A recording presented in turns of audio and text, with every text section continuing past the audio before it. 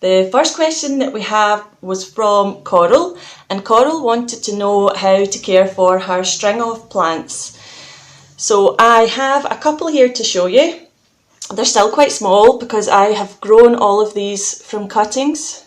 Here's my petals, and I also have some rather lovely variegated petals and some hearts. There's a couple of different types of hearts in there. What people tend to do with these plants is love them to death, basically. People just keep giving them too much water and they end up rotting. So what I see is maybe some petals and they're just a bunch of mush on top of the soil. And I'm like, that plant's been overwatered. And if you've done it, don't worry, because we all do it. Everybody does it. It's so common.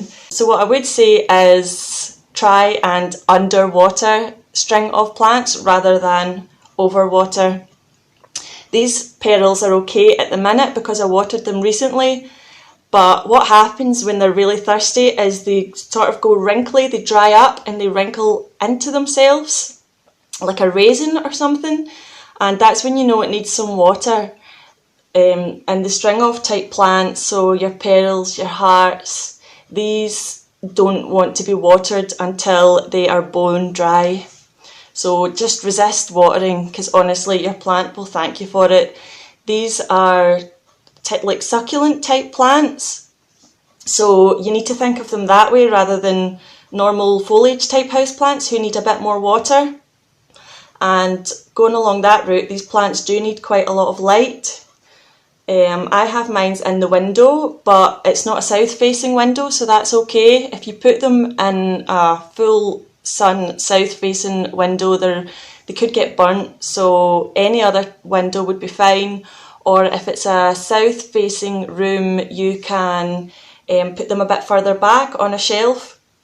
But they do need lots and lots of bright indirect light to make them grow happily, and barely any watering. Trust me. Trust me, you're better to neglect them and like barely ever water them, which is what I do, than give them too much water and destroy them.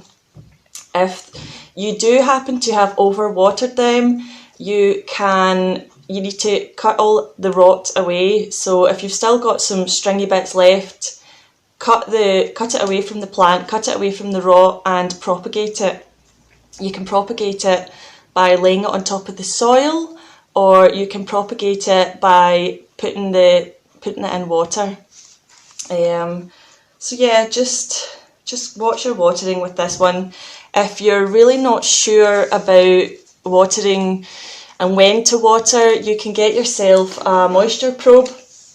I have got one of these recently, and it's brilliant. It's brilliant. Basically, you stick it in the soil and it'll tell you whether it's dry or not.